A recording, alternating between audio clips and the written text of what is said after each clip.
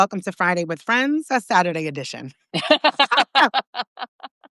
I'm going to be with Amy Weisner. You got it. I did it. Over in Weisner coming soon. So I'm going to be here with Amy Weisner. You may know her or have seen or heard of her as the Rebel Professor. Tiffany says, I get that. It's why I didn't do family this year. I think I'm going to rock out on the Friendsgiving kind of journey going forward. Or I'm going to tell you what, it's I love my family. That's not my issue. And my in-laws inclusive. I think I'm going to host it at my home though, right? You're welcome here because I like the energy of our home and that is it brings me more joy. My kids are able to kind of do what they want and engage in the way they want to. So for that comfort level, that's how I will go forward. That was kind of where we all landed. So today we are talking about the Holy Trinity of white womanhood. You guys know I love you guys. For we got to do the work of unpacking in order to get to true solidarity, right? So the title was White Women Waking Up to Intersectional Truth. It is a good boundary. Thank you. I appreciate that. Lisa says, and you could tell them to take that elephant out of your house. Yeah, because I'm not, I'm not doing it. I can't engage, right? I am a confrontational person. When I talk to you guys about that right to comfort, it is not actual comfort. What you do is you wind up being consistently in a space of discomfort, right? That body feeling this is just not comfortable. And so, I believe in confrontation.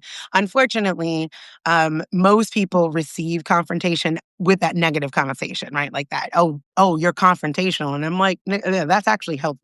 Or we could just all sit around here and act like, like we could lie.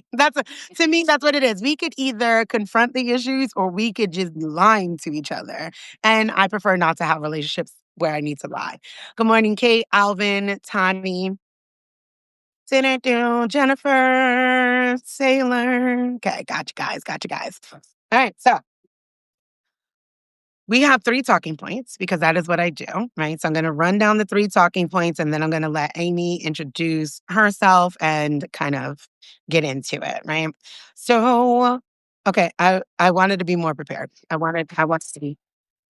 It's here. I want you guys to know it's here, okay? It's here for fuck's sake. Okay, you know what? I'm going to let Amy introduce themselves, kind of go through that, and then I'm going to run through where my questions went because Google Docs is playing in my face, and it's Saturday, and I'm only on cup number 2.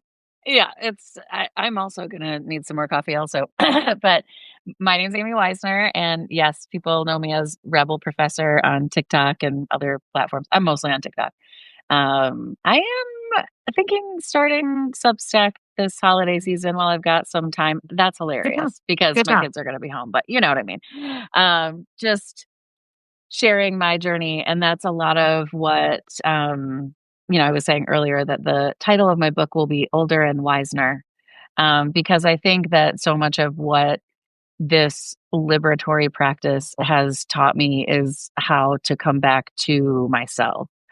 And that requires so much unlearning, not just the everything externally, but what are these beliefs that I hold about not just the world, but myself relative to people around me. And it's been a real grief process because it's none of it's real. It's all been a performance and luck.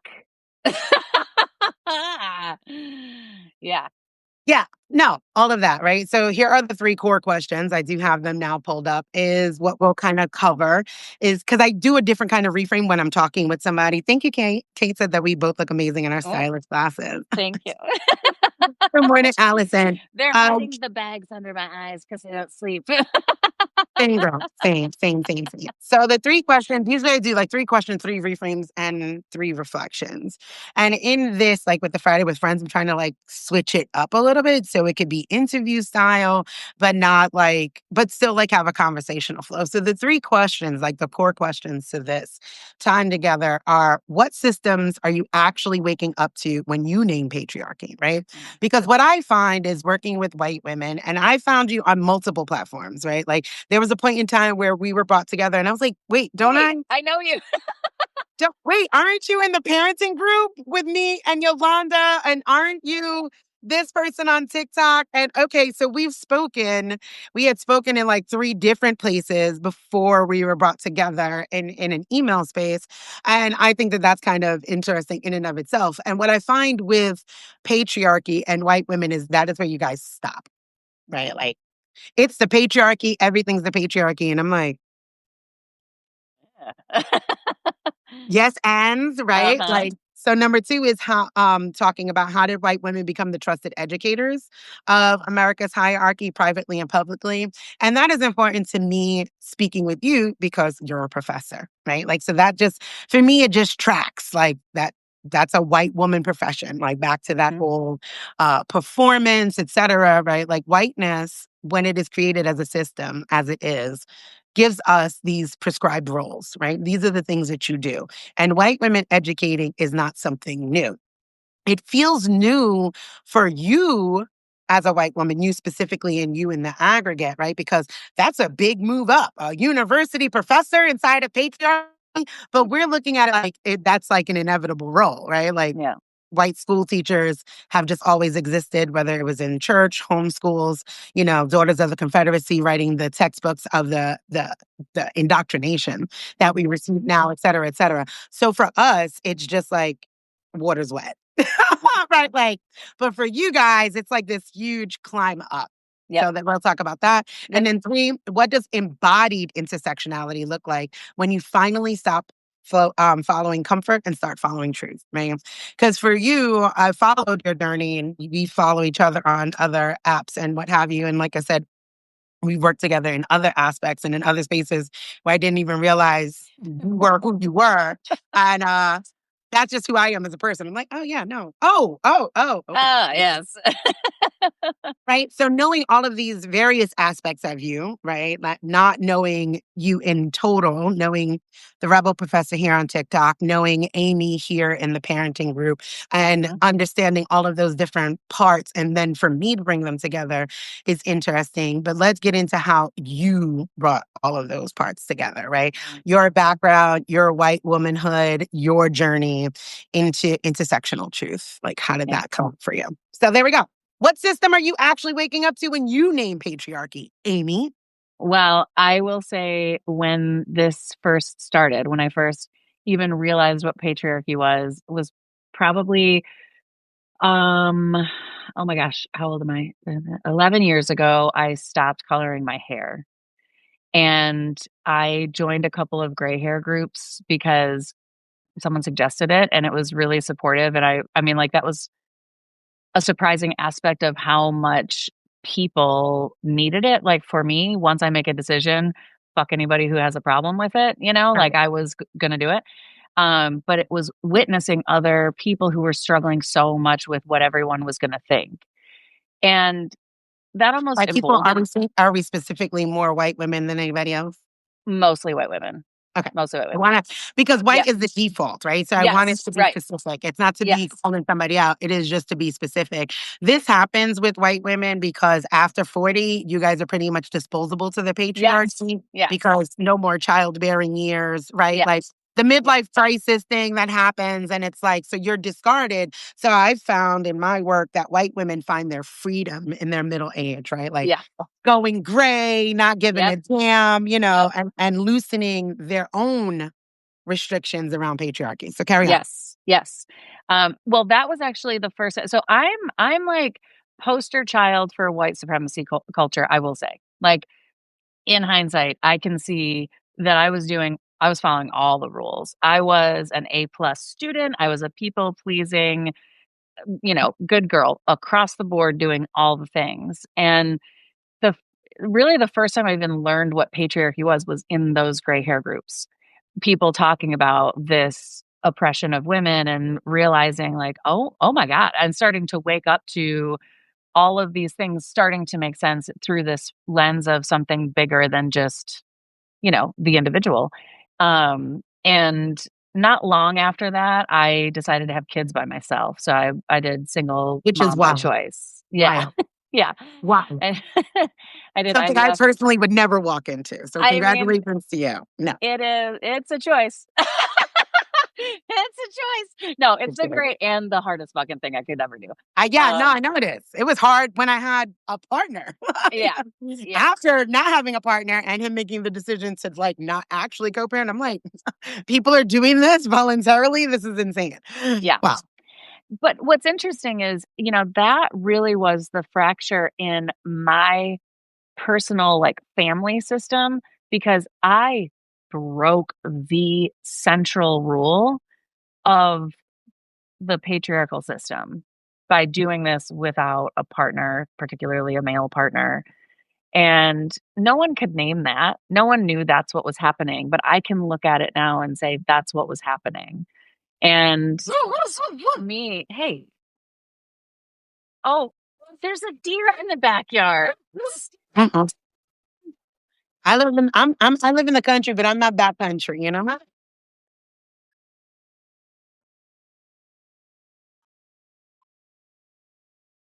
That's fine. Okay, while she carries on with the dog, let me say good morning. Hello. Yeah, Kate was agreeing. Hello, Pedro. Good morning, Reverend Dr. David Moore. How are you? Okay. Amy girl, we could deal with the dog barking. Oh, I see you kicking the dog out. He can bark out there. Yeah, they're used to my insanity because like kids, Yeah. cats, all of Oh, the kinds yeah, of things yeah. in I've the got way. the whole crew here. I've got kids, So let me ask grandma, you everybody. something. When you kind of awakened to patriarchy and like realizing the fractures in the system, did you wake up? Pedro said no one could name that is the most powerful statement. Yeah, right. Like, because a lot of my work is based on that, right? Like, you don't know that. You don't have No, the frameworks. You don't have the language. I famously say you don't have the depth of range. Like, when I'm talking absolutely. with white women and they've done a lot of this work, and I'm like, yes, and there's no depth or range. You don't have this language, right? You don't understand what it is. These things are new ideas to you. And I love that they're sparking, but I do want to know about your own journey with unpacking also your sparking. Pedro. Yeah. When When people people can't can't name name something, it something, it freaks freaks them them out. out. Yeah, because you need, our brains want to sort things. Like, it needs to Yeah. make sense. Like, it has to be something. It must be this. It must be that. That is the way that we have been programmed to do the work. Yep. Any kind of work, right? Like, Yep. oh, we're cutting celery. No, this is what we're doing. We're chopping, Right. right? Like, no, we Yep. don't slice it. We chop it. Like, we are programmed to do things in a certain sort of order Yep. via supremacy culture and all of these aspects. And as you were recognizing the fragmentation, where did you see your role in patriarchy? I a victim for sure. I mean, hindsight, right? Like Oh, yeah, no, no, I want the the full journey. Because yeah, what it is that, like, when you're having yeah, this so conversation, there's a million other white women that feel this way too. right. Yeah, I think what I really thankfully quickly realized was that I did not know any of this, right? So I think there's so much of what happens on this journey where people, you know, they want to share it. I wanted everyone to know. And so I did a TED Talk and talked about my journey to single motherhood and said, we need to cancel the patriarchy. Like that was my call to action was everyone let's gather and cancel the patriarchy. I didn't expect to really do anything with that necessarily, but then lots of people were like, "Cool, yeah, what are we doing?" Mm. And I was like, I mean, I don't know, but let's do something. And so I did the thing that white women do, which is start something, right? Yeah, y'all love to start something. It's what we do. It's what we do. Like, no, I can be in charge of this because I am a white woman.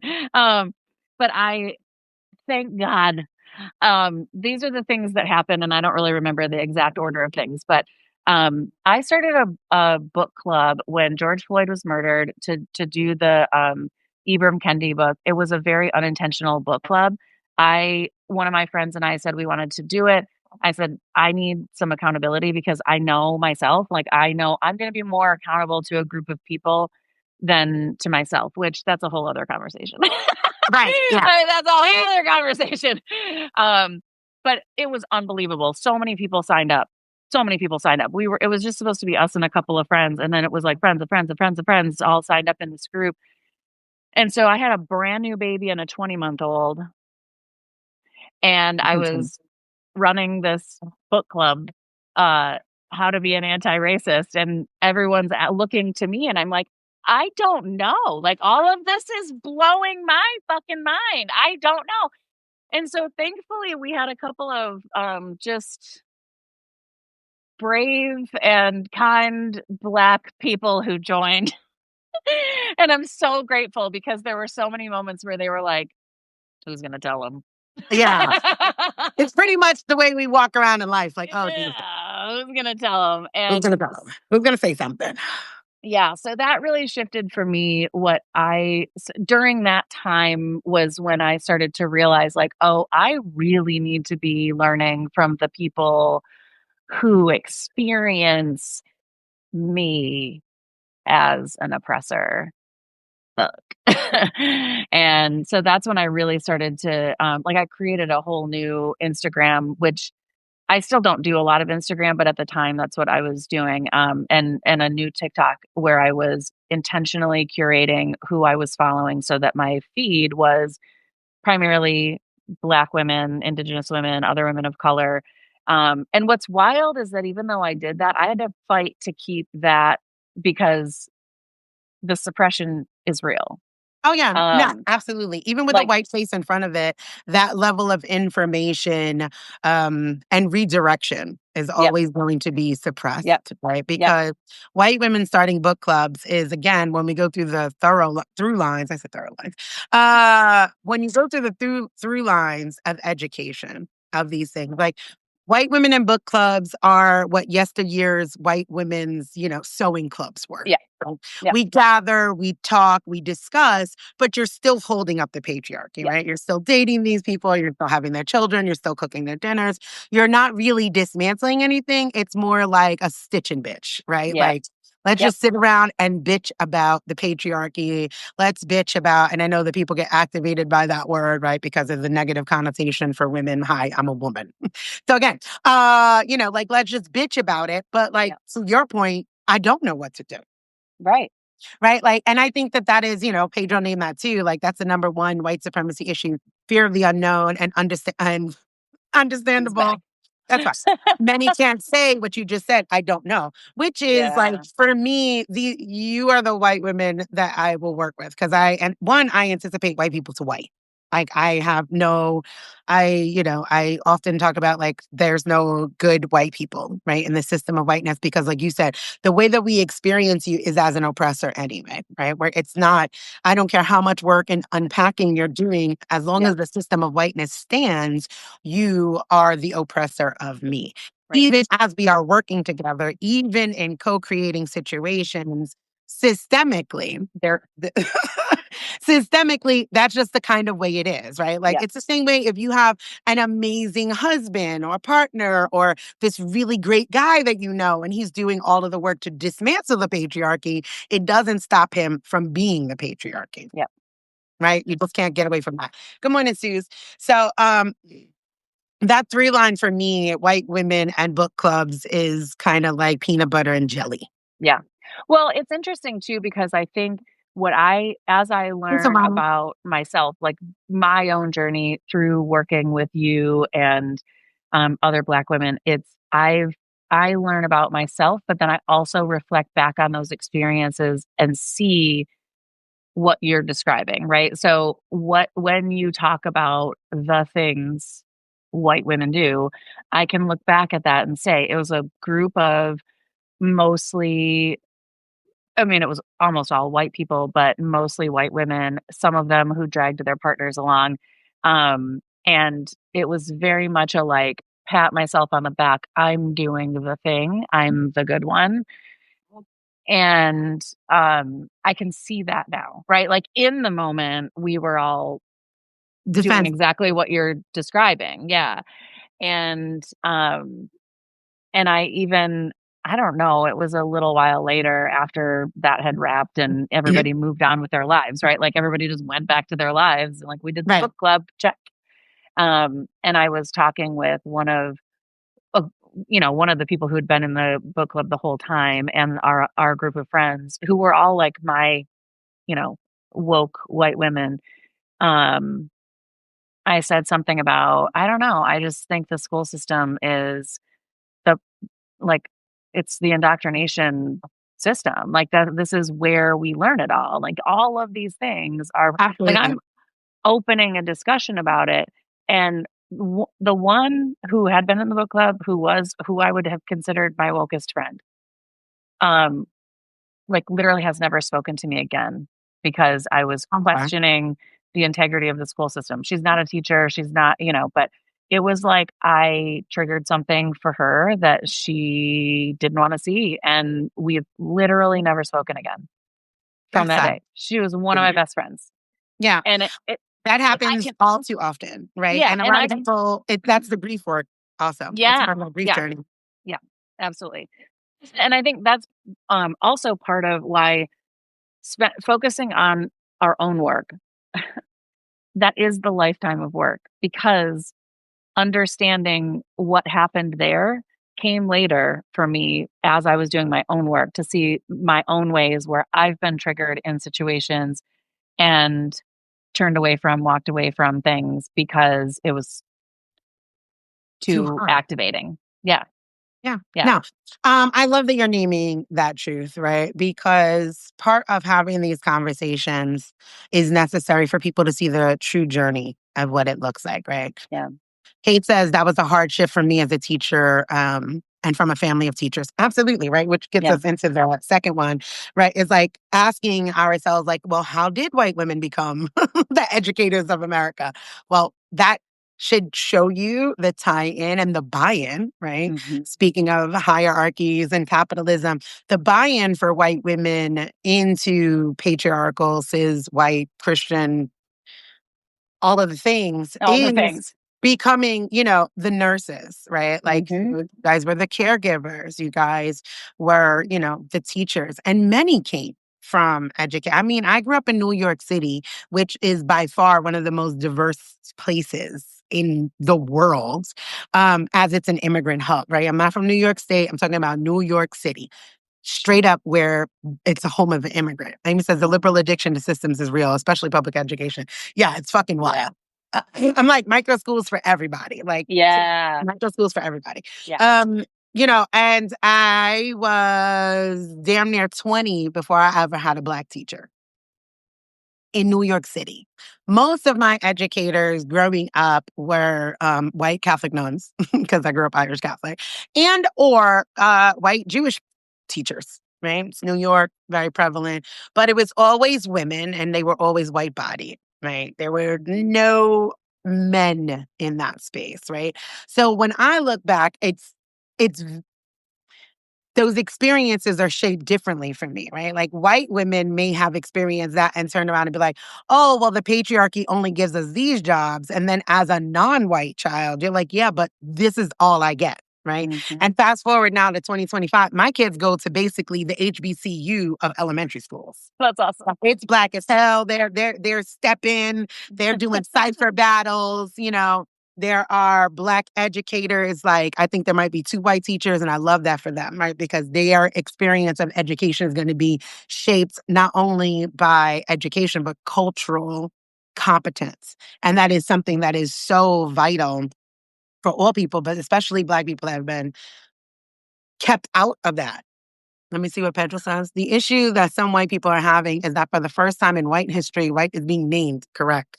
White was always seen as neutral. Other people had race. That's why white people could be individuals, which is wild because, like, where I offer that reframe is like that race was created for white people, right? Because white people stood on those shores and were like, oh my God, we're away from our lands, right? Because they were all fleeing for their own persecution, which is true. But what they tend to leave out is how violent and vile they were. And so they were getting kicked out of that country. And so white people sit there and they were like, oh my God, we need to separate ourselves from the indigenous. Remember, the indigenous of this land had their tribes, had their language, had their culture. The Africans that they stole and trafficked also had their own languages, had their own systems, had their own cultural beliefs. It was the European bodies that were here in this land that no longer had that connection. Right. That Mayflower Compact and like separating themselves and this false independence to only brutalize the indigenous here and enslaved Africans. So race was created very specifically to name white people as separate from these savages and from these slaves. Right. And whiteness literally was a socioeconomic political stance. I love to remind people of that because even poor white men. So back to this patriarchy, Yeah. poor white men could not vote in the United States of America. You had to own property and be so, which means you needed to be wealthy to do that. Property became land that they stole, white women that they could, coerce into being owned for their own survival, and enslaved Africans. So, yay, fun facts. Happy Yep. Thanksgiving holidays. Yeah. That is whiteness is named for white people, not for anybody else. Let me see. Pedro said, but everyone else could be stereotyped. Now, white has a meaning and white people don't like it. They don't like it. These cats are jumping up in the window. They don't like it because it's an uncomfortable truth, right? That is an uncomfortable truth to wake up to how others have been experiencing you, right? Look at me. I am this good white woman who learned about racism in 2020. That shit is always wild to me. But I get it because I remember too, like I always share my own journey and I'm like, I grew up very much culturally Irish American, and I didn't even know what redlining was. So I'm very well aware of the construction of whiteness and how it impacts you. And I'm not even white, right? So if it can impact me in that sort of way, I could only imagine what the number is doing on white bodies. Pedro says, remember when white people had a lowercase w, but everyone else had a capital letter? And it still does for me. I will not be capital, even at the front of a sentence. I do not capitalize white.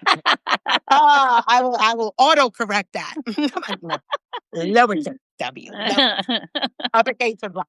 But so that leads us into I do try to keep my time. Like, so I want to make sure we get I'm through all the impressed questions. because that's not, I would just let this thing go off the rails. I mean, I do. I do. I mean, well, it started as a 30-minute kind of Uh-huh. conversation, and now it's an hour, and sometimes it still goes over, but I do my very best. So, like, when you ask, like, the next question, and like from your own idea, is how did white women become the trusted educators of America's hierarchy? Like, through your own learning experience, you yourself as a professor, you've had a TED talk, just those things that I would love a TED talk, right? Like, how the hell did you walk into a TED? Like in that recognition, like I've been talking for years and I cannot get a TED talk. I mean, so thinking about all of those things and recognizing where did that separation come from, right? Like, because then how people are experiencing you, right? You're monetizing this, you're making money. And for us, for me specifically, when I see white women doing this, because as you know, you followed me on TikTok when I was heavy, which is in the 2020 to 2023. And I was like, I don't believe that white women should be teaching DEI, period. Point blank, full stop. White people, like, what the hell is Jane Elliott? Shut up, sit down. Time's been up. She should have never been able to make a living off of the trauma and pain and exploitation of Black people. Whilst I do believe that white people need to be working with Black people to do this work, I don't need a damn person speaking for me. Yeah. So all of that, like, and your awakening journey, when did you recognize, oh shit, I'm perpetuating the same systems I'm supposedly dismantling with my book Yeah. clubs and stuff? I will say, so this, I think it's, um, the simplest answer is, um, uh, Black women called me in. Yeah. But Do that. also I was willing to sit through that and it was fucking hard. It was really fucking hard.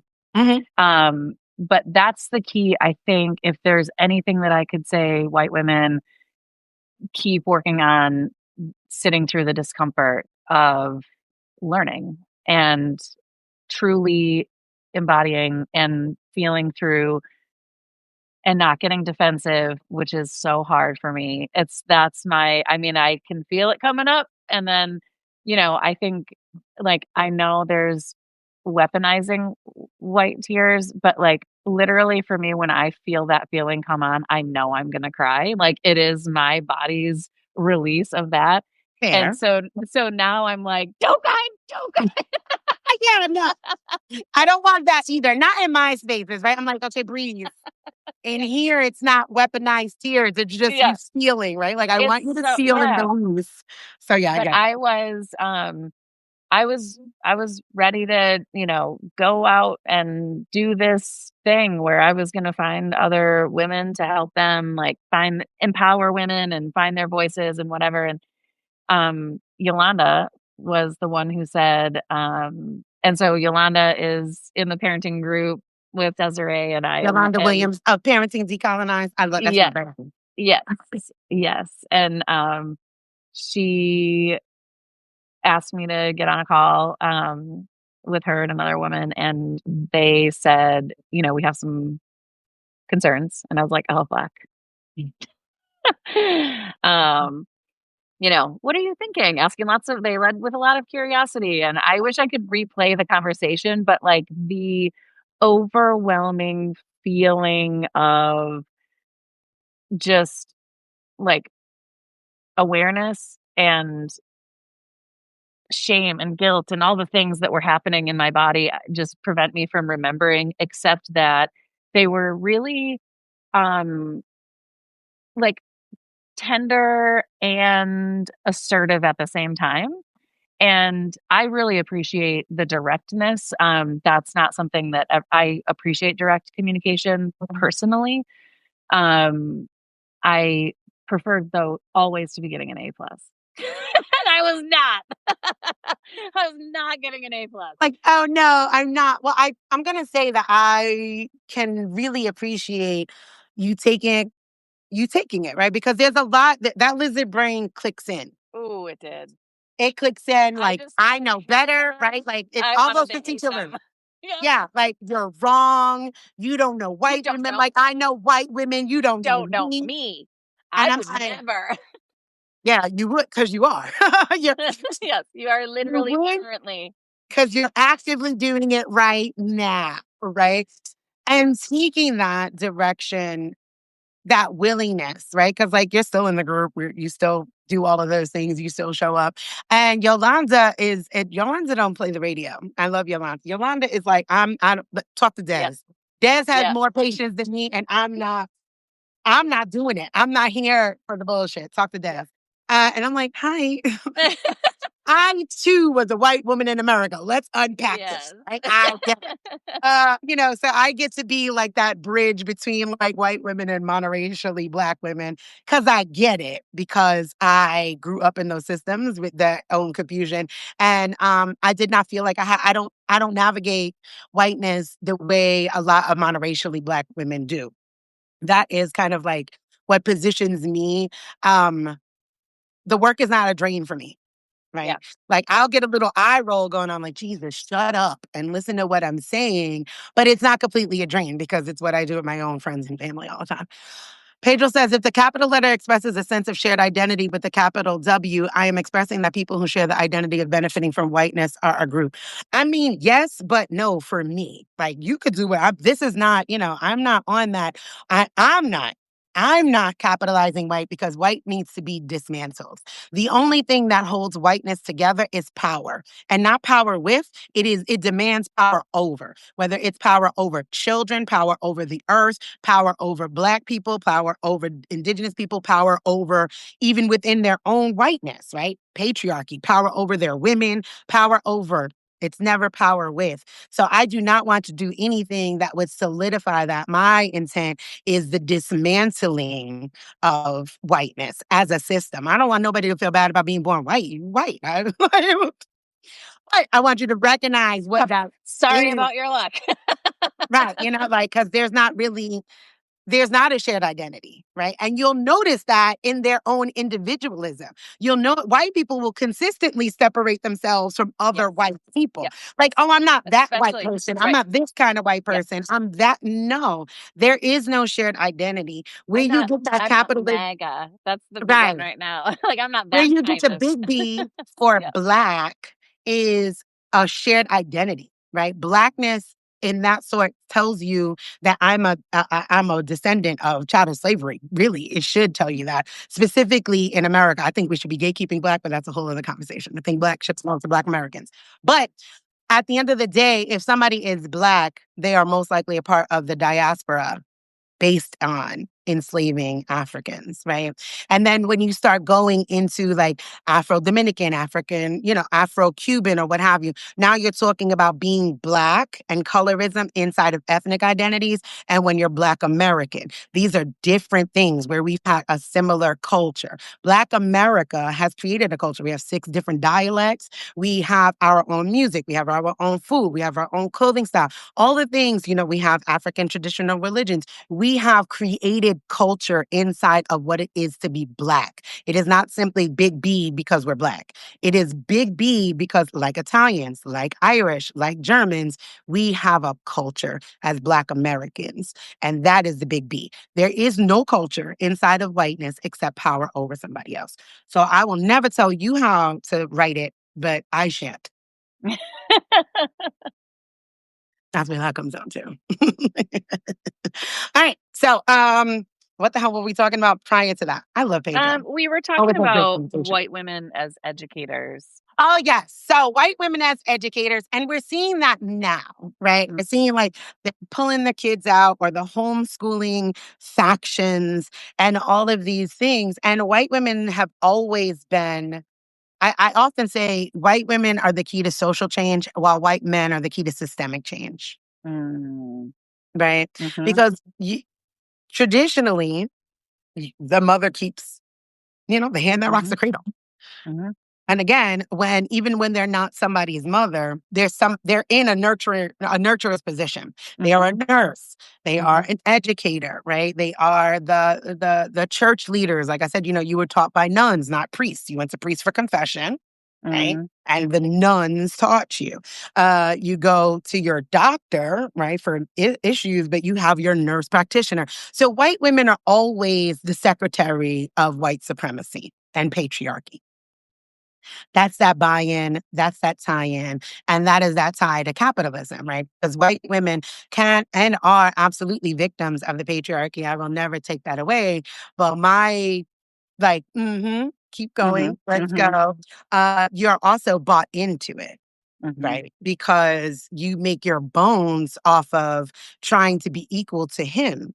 And that's fair. I get it. But also recognize that being equal to him means being an equal oppressor of everybody Yep. and every living thing as well. And that's not dismantling it. So basically, that was my point with the women educators Yeah. and asking you, how did that feel for you being right such a revered, respected that as a professor, that's a high ranking, right? That's not, and it's not to knock school teachers that are in elementary school because I love my babies, but I want to know your mindset, your feeling as you were dismantling all of these things, right? Having this position, standing next to white men, Mhm. like beating on your chest like I made it, and then it all Yeah.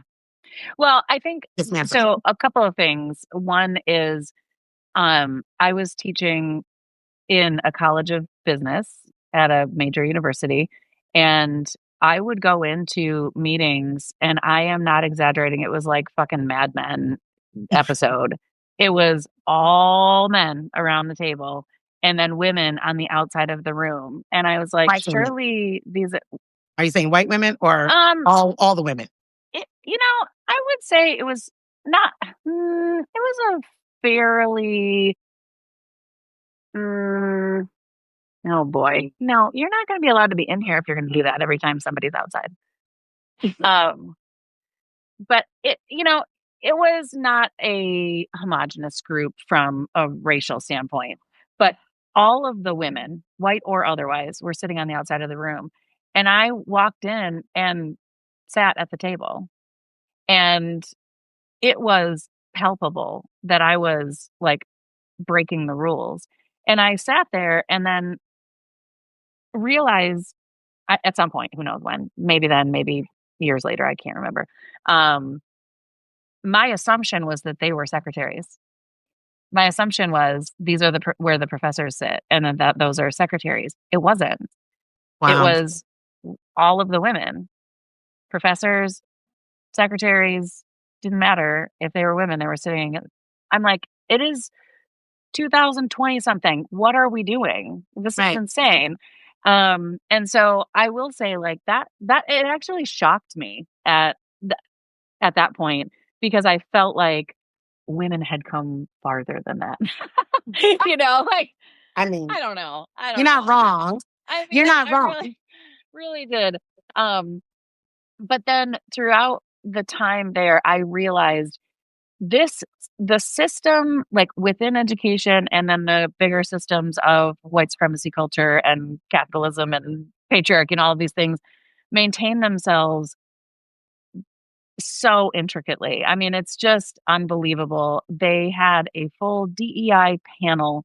We were looking at ways that we can attract more diverse talent as professors and researchers at the university, and then how to support them and all of these things. And literally, we spent a year. I sat on the committee. It was a volunteer position. I volunteered myself because it was something that I cared about. And I realized after 1 year of painstaking meetings and discussions about, all the things, the proposal that we put forth, the response was, I will summarize in, "Oh, well, that won't be fair to the white men." Honestly, No, I mean, the eyes went up, but it's not a shocker, it's right? not right. Yeah, It's it's like, it's not a shocker. of course, that's the response. That is how this continues the way that it is. And so, yeah, I think the other thing that when I chose for my course, I was teaching business communication course, and I had always taught cognitive biases because that's really fundamental to understanding your communication with other people. But when I taught bias, I always talked about things that were safe, because I didn't want to ruffle feathers. And then, really after George Floyd was murdered and I did my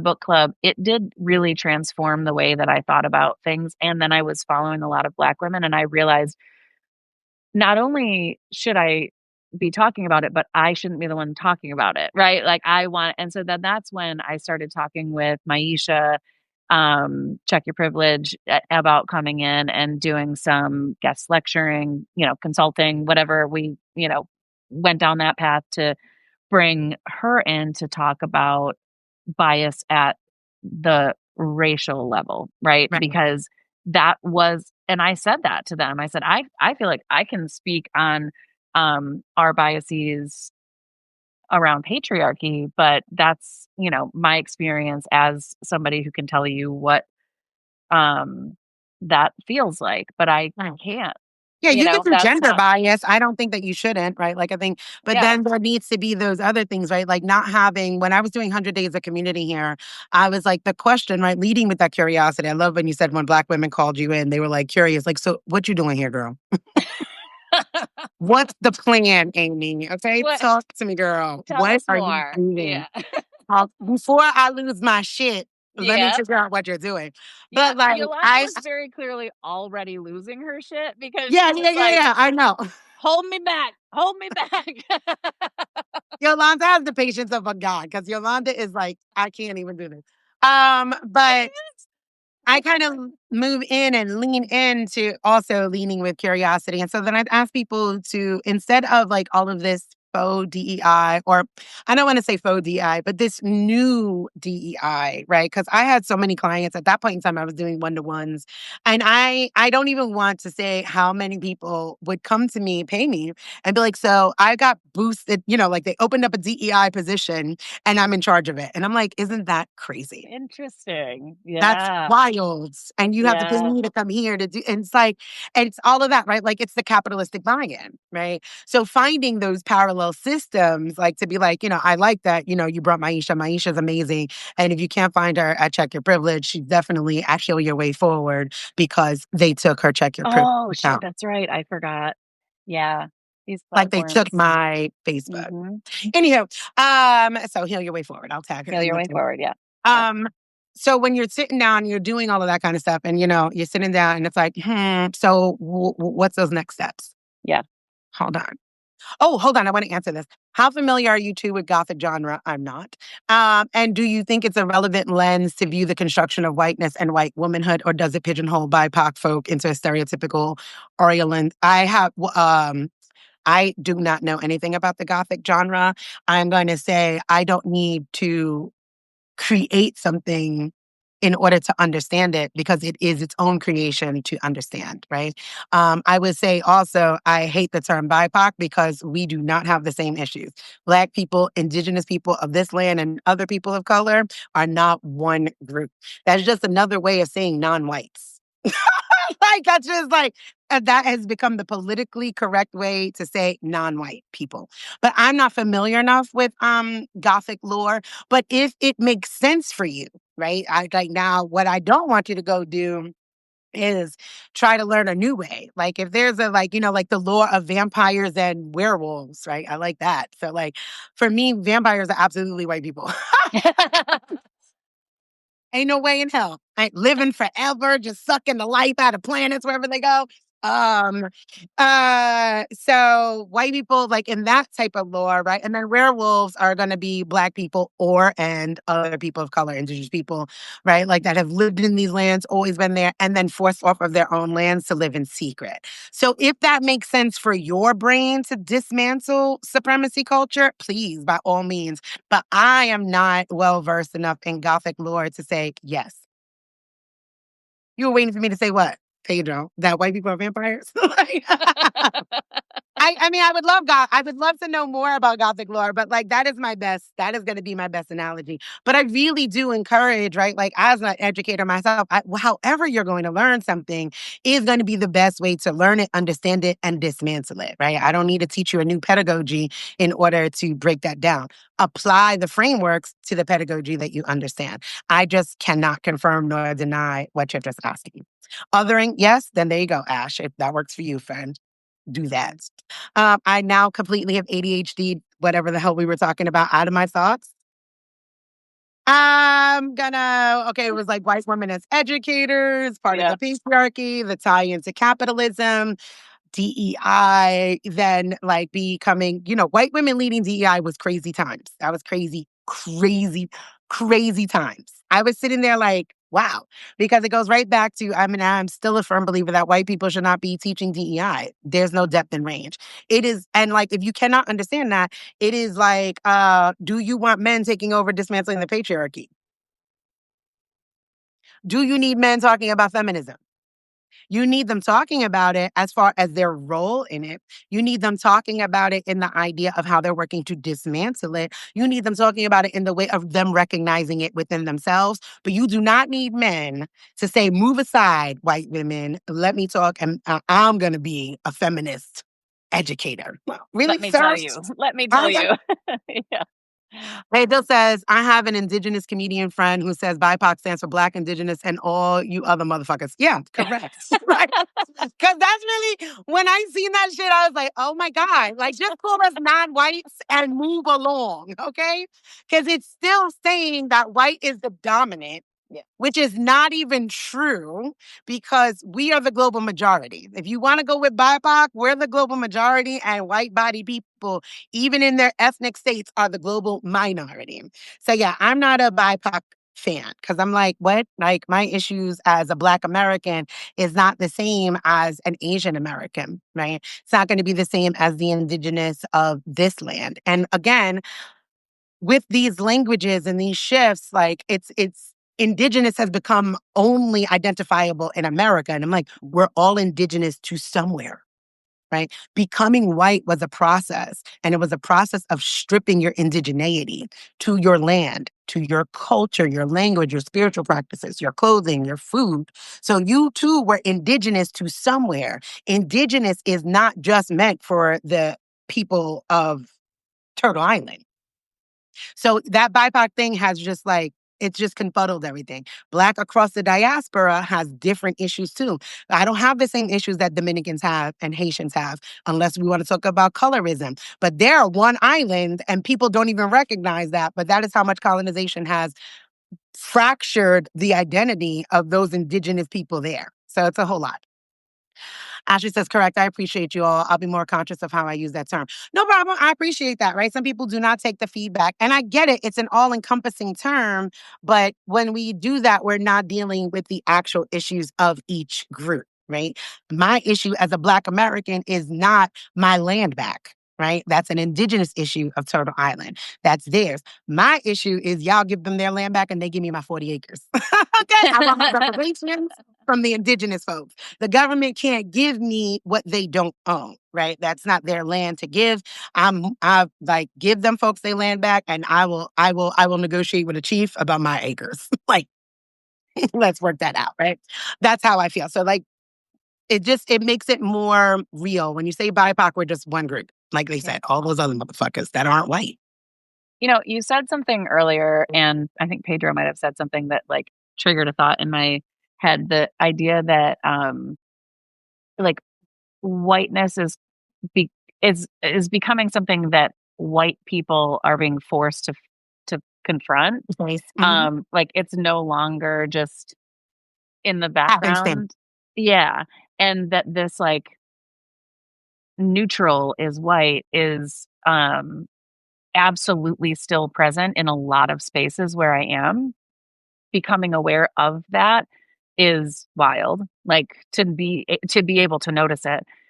But also like I think this is something that I really um feel like we need a whole education on is and this is part of the parenting group, but like probably more intensive education on how to raise our kids to see it because my when you were talking about white educators, one of the things that my daughter who's 7 said one day was why don't we have any brown skin teachers? And I was like, that was a great question. I don't know. Hello. And There's good morning. Well, I mean, it's a very easy question. Is like, because in the United States, you guys are the majority. yeah, Right? yeah, Like, right. so like for kids, I do believe in breaking it down very simple. Well, white people in the United States are the majority, Yeah. right? Like you can start teaching those, like, so you're going, numbers and percentages are different. I was literally gonna make a post about that because I'm Yeah. like, people make my ass itch with math. And I'm like, you realize that 10% of 1,000 is different than 10% of 100. Right. Yes. So I take a lot of breaths and a lot Yeah. of breaks because I'm like, because they will hit you with a percentage in a New York minute. And I'm like, percentage and numbers, as in volume, are different friends. So like that's a simple answer, right? Like, Yep. okay. And then like kind of let them lead that conversation. Like, okay, well then how do we or what have you? You can get into the patriarchy, right? You can get into those roles that people play. Cause I also want to see more men in Yeah. education, to be honest. Like I Yep. think that that's super important. Like in my own school, there's a lot more men in my kids' school than there are, and they're Black men, which I love. And like I'm like, round them up. Round Yep. them up. And I had a meeting with the men and I was like, check this out. Mhm. I have a son. Okay. Yeah. I need you guys to step in as the community because he's being loved through all of his issues. And I love that nurturing, but there needs to be a little bit of shaking up, right? There needs to be a little bit more of a framework that happens that men can give. And not that I don't think that women can do that. This is not that weird patriarchal shit. What it is that we have to recognize, like, I always turn around, I'm like, I could raise a man. That's not an issue. Mhm. Because, like, if my son is half the man than I am, he'd be okay. Exactly. Right? Like all the things that the patriarchy says one should do to be a good man, I'm it's top tier over here. Mhm. But that means nothing if he doesn't see himself in me. Mhm. Right. So that is kind of where that block comes, right? And then that same thing happens in schools or in educational systems or in workplaces. If I don't see myself there, I don't feel a sense of identity. I don't feel a sense of even the ability to speak up. right, and say something. Hold on, Pedro said, as a child, I had a friend ask me, what does it feel like to be Black? What? Kind of what? I've never in my life. Okay, I said, what does it feel like to be white? Then he said, well, I'm just regular. Yeah, that pretty much sums it up. Yeah. Like, yeah, no, that really, damn. Let me screenshot that because Yeah. where's my buttons? I become a boomer in front of these things. I'm like, where's my buttons? Call the kids. Mom needs a screenshot. So, anywho, because we are at time, but I do want to, like, as we kind of go through all of these things, right? So now you came into this as a well to do white woman, right? All of the things, you're pretty, you're educated, you are just like, you're a top tier white woman in the patriarchal ideal, right? To then like fall from grace, right? To be called in, to be held, to have ups and downs. You've had contentions with Black educators, myself included. We've had to call in, like, hold on, shorty, hold on a second. Yep. Um, to now, where do you land? And I love this conversation because white people specifically want this right now sort of Yeah. situation. They want the right Yes. now fix. What book am I going to read? Give me Yeah. the checklist, Des. I need a certificate. And I'm like, it's a life journey. It's a life Right? journey. Yeah. Decolonization is a life journey Yeah. and recognizing that our lineage, I always remind people like I'm Irish and African. Like I've been doing this for hundreds of years, right? Yeah. The Irish have been fighting colonization today in 2025. Land back is global. And enslaved Africans, right? Like, so this is a lineage of liberation that we are all working toward, right? And that is why the dismantling of whiteness as a system is super important for me. But Yeah. all of that leads into, so for you in your own journey throughout these years, what does embodied intersectionality look like when you confront that it's no longer the curriculum, right? Like it's not just something you could dismantle. You can't just go into your meeting and sit at a table, Just fix all the things. right? Like I'm gonna, Yeah. well, you know what? Look at this is not nevertheless she persisted. I'm gonna sit at the table, not one step back. What does embodied intersectionality look like? Oof. Oh, We hold have on. Ooh, enough. wait, you think Yeah. about that line. Look at this. Reverend Okay. says, what do you think about the term minoritized? Um, it's icky, but it's accurate, right? Like, because you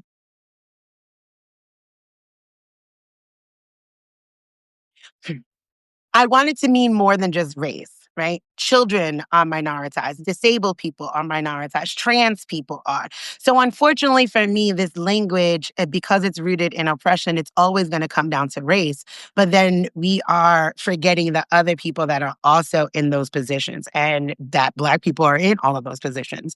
I often tell people that if you want to do this work, you focus on one person, right? Because white people will start everything's a goddamn cause. Now we're fighting for gay rights, trans rights, disabled rights, Black people, and you get burned out.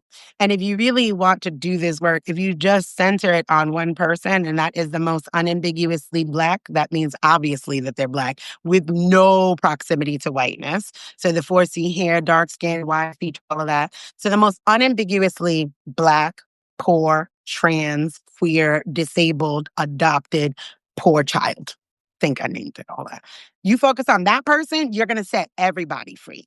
So I respect and I understand the intention behind minoritized, but it is not all encompassing enough for me. I I could think. say it's a simple answer. There are Black teachers, not just not in your school. I mean, yeah, yeah, that's a good answer. Yeah. The work is the reward, but unfortunately, you would have to dive down that rabbit hole to explain the history of this country and hope that your child doesn't get disgusted. As We do Yeah. regularly. Oh, no, yeah. There you go. Regularly. That I can Yeah. say because, like, she is in the parenting group with Yolanda and I, and Yeah. and we do Yeah. that parenting decolonize, like those Yeah. uncomfortable conversations, raising Yeah. your children in a And decolonial family. she's been in, I don't know if you know Mr. Krim's Black History. It's a virtual Black History class. Yeah, Mr. Krim. He's pretty big on Instagram. I don't know if he's on TikTok, but he just such a great class, and it's really like early elementary age kids that are on there, and Well, it was nearly all Black kids led by a Black man, and Olivia is like, she's an insightful kid, and so she would listen, and then she would come and talk to me for hours about the topics that they talked about and ask questions, and well, that doesn't make any sense. That's not fair. She's very justice minded, like came out of the Oh, womb that Ashley. way. But she, is like, why would anyone do that? I mean, yeah, great I think question. most children are, right? I think so too. Yeah, I think that we beat or, push that out of them, I right? Their agree. curiosity, their justice, right? Yep. Like they're justice minded when they don't want to share their toy. Cause like, why do I Yeah. got to share my shit? That's Right. just like it's Yeah. mine. Right. Find your own thing. Yep. So I think that that happens, and just the way that we are taught to raise and rear children through that, Yes. cis white hetero Christian patriarchal view is to kill that child's energy question so that we can create more performers. But okay, let's answer that That's question yes. and wrap this So up. I think that is honestly the point where so much of my embodied intersectional work comes, is to recognize in moments that I'm triggered as a parent, Oh yeah, why almost every time when I take the step back, and sometimes it's not in the moment, sometimes I lose my shit and then I reflect later. Often. More often than I mine like to is admit. daily, girl. Don't feel bad. Jay, I'm like, oh, shit. But Ah, when I do sit with it and I look through the lenses of the systems and I say, like, what about that was triggering? Almost always, it is exactly that. It's somebody asking me, why? Why do I have to stop that? Why do I have to keep that clean? Why do I have to keep that why can't I play in the mud? Why can't I say fuck? Why can't I, right? Like, literally all of it is white supremacy culture. all of it, All of it. And everything. then stacked on that or intermixed with that, entangled with that is classism.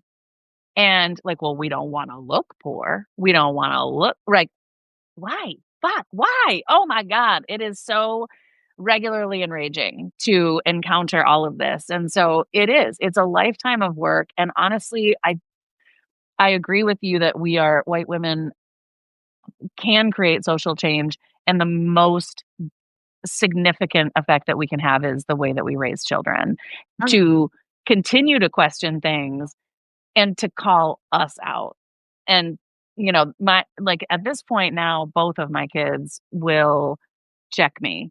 And I'm like, sit with it, sit with it, sit with it. This is what you're raising them to do. Oh God, and it's so hard. I'm not It's even so gonna. hard. It's so It's hard. And so difficult because I'm one like, one night I needed to cut someone's toenails or something and they were fighting and I was like, I am getting this done. And it was Olivia and Caleb looked at me straight in the face and he said, "She said stop. Why aren't you stopping?" And I was like, "Whoa, shit. Thank you. Thank you." I thanked him so many times. I was like, "Thank you for looking out for your sister. Thank you. Yes, you always ask a grown up why they're not stopping if someone's saying stop." I love that. Holy shit. you know? It just says white supremacy culture functions like an antivirus, which is designed to annihilate variation and maximize system predictability. Ew. Yeah. Damn. Yeah. Screenshot that. Screenshot. Hey, just on But a yeah, I vulnerable would say, I place. mean, as far as the things that I've realized for myself, being able to sit with the discomfort, being able to like being okay with fucking it up and sitting in the moments where I'm learning about how I fucked it up. Because I spent my whole life trying to be perfect. Yeah, it's exhausting. It is. It is exhausting. People always turn around and be like, is it hard being Black? And I'm like, I love being Black. It is difficult navigating white supremacy. Like Yeah. that is the part. Yeah. And I like when I think about being a white woman, I don't that honestly, that would be all I need to do to dismantle it, right? I don't want to be that Yeah. thin. I don't want to be that perfect. I want to fucking curse. I want to wear what I want to wear. Just Yeah. the restrictions that cishet white patriarchal colonial Christianity has placed on you guys as their property is Yep. absolutely insane, which in turn, created you guys enforcing that on us, right? Because shit rolls downhill. Yeah. And abuse cycles continue, right? Yep. Like the guy's at work getting shit on by his boss. He comes home, shits on his wife shits on the kids, kick the dog. Yep. Right, Yep. like, it kind of always goes there and, all of that. So what I'm hearing as we close out is for you, embodied intersectionality, which I hope I'm correct, is more than just race, right? It has to be for me, it has to be seeing all of those things, Yep. seeing all of those intersections, seeing how we parent, seeing how we show up, allowing ourselves to be human, seeing ourselves as both and. Mhm. Right? You could I love the conversation, right? Like, and you're still an oppressor of me. I don't give a shit how woke you get, don't care how much work you get until that system itself is gone. That is who you are. I often say that in regard to my children because like people are like, what? And I'm like, no matter what, I could be the best mom going, I could be doing all this reflective work, and I do. Um, I'm still my kid's oppressor Yeah. because adults oppress children. That just is what it is in this system, in this hierarchy. Vantage Point says, it is difficult navigating white supremacy, or is it difficult holding your anger back? I'm not, I don't hold my anger back. So I could not answer that because like if I'm angry, you're gonna know about that. I did not grow up in a way that I needed to hold my anger back. Like I said, I grew up Irish American. We fight. Like some of those stereotypes are true. So I did not grow up having to hold back my anger. As an adult, me learning how to hold back my anger more has grown from me parenting because I don't want to release anger on my children. But I do not hold back my anger. I have learned how to transmute it into work like this, right? Like I'm going to say what I want to say no matter what. And I'm not often angry in the sense of like it's overtaking me. It's very rare that I'm angry because usually the people that want to anger you are stupid, honestly. Like, and I'm like, oh, you're dumber than me. I can't entertain you. I'm smarter than you. Um, and since I can't, and most of my forum is online, and my anger growing up was always manifested physically. And so since I cannot, like, I always remind people, like, you could never say that to me. Like, you couldn't, not that you wouldn't, you couldn't. You couldn't get those words out of your mouth if you were in front of me. So I'm very rarely angry at the work. Am I disheartened? Am I exhausted by it? Because there's just so many threads when you start pulling it. Yeah. Am I angry? Not too often. Pedro said, I used to be a Christian pastor and found that even in the most progressive Christian spaces, the programming is real. Yeah. Yeah. That's a whole other Pedro, you should come on Friday with friends, honey. The other point is it's harder for me not to slap some sense into, yeah, right. That's what I'm saying, right? Now, I'm not outside in public, right? I'm here in the comfort of my home doing a lot of that right now. I don't have to confront people talking crazy. That would anger me, right? It's also why I don't protest. Because I'm like, oh wow, look at me. I don't have bail money.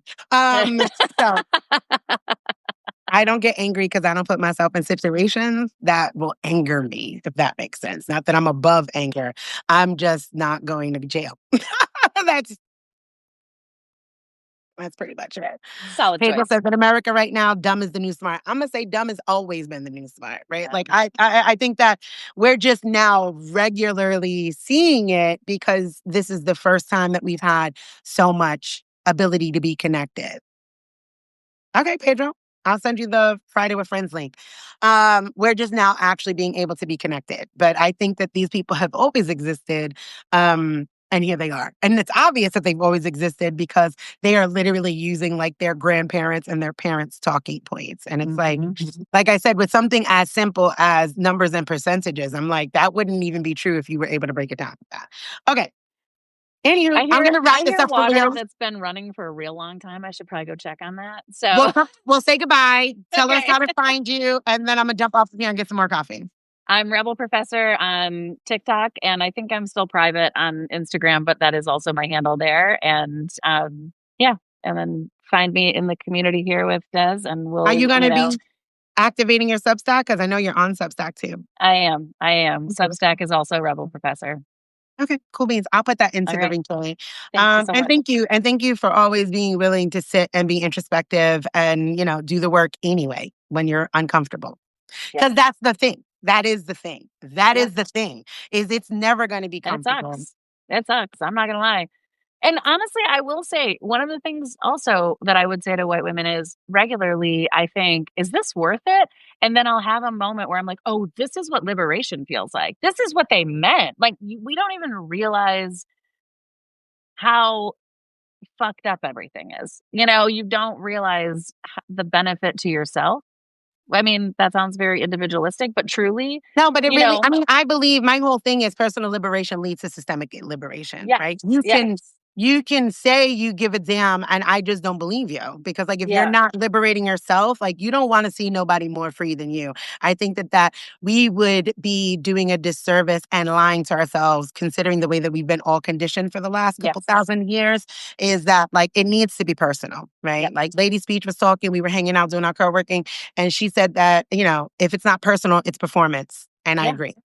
yeah, So, all truly. right, I you love go check you. on the Thank water you. I because will. It's still running. I know, and it's probably going to be a flood. Text me and let me Okay, know I will.